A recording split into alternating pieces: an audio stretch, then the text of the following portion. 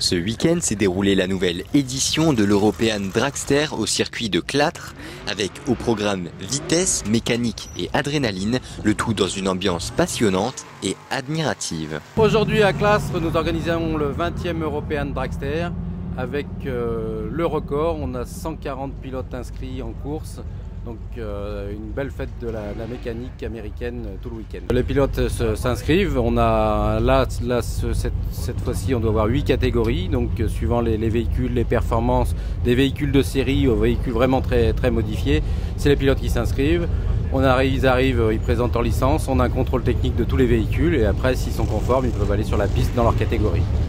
À l'image des départs très impressionnants, les voitures sont toutes particulières. Aurélien, pilote, nous présente son dragster.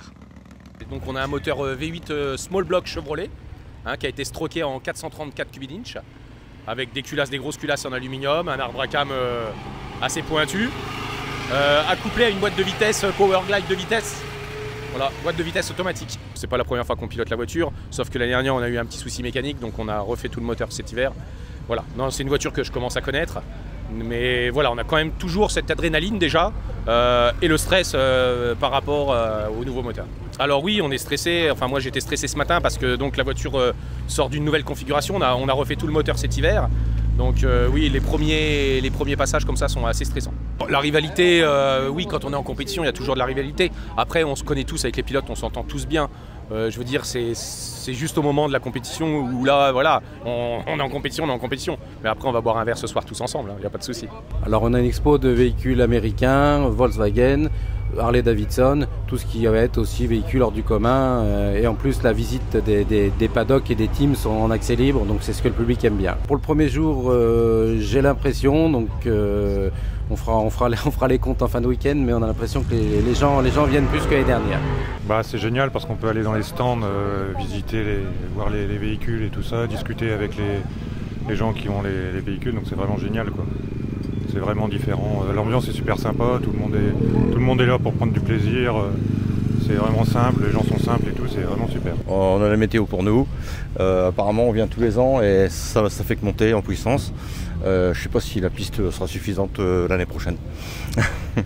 C'est magnifique. Je pense que c'est vraiment une atmosphère unique, même au sein du monde automobile. C'est ultra familial. Et puis c'est vrai qu'on a des machines quand même assez impressionnantes. Donc c'est vachement cool. On a le temps en plus qui va avec, des beaux runs, avec des véhicules qui atteignent quand même les 6 secondes à 7 secondes. Donc vraiment super.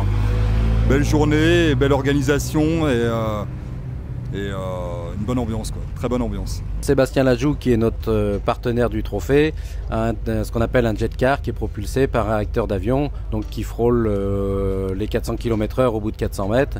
Donc il va faire des démos tout au long du week-end et il fait même des baptêmes. Je ne sais pas s'il lui reste de la place, mais il fait des baptêmes. Il faut être amateur un peu du rêve américain, de la passion de l'Amérique.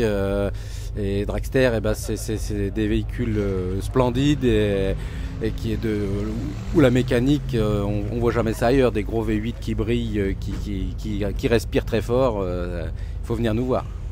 Avec des voitures toutes uniques, des gens passionnés et qui plus est une météo favorable, c'est sûr, l'European Dragster aura été une réussite.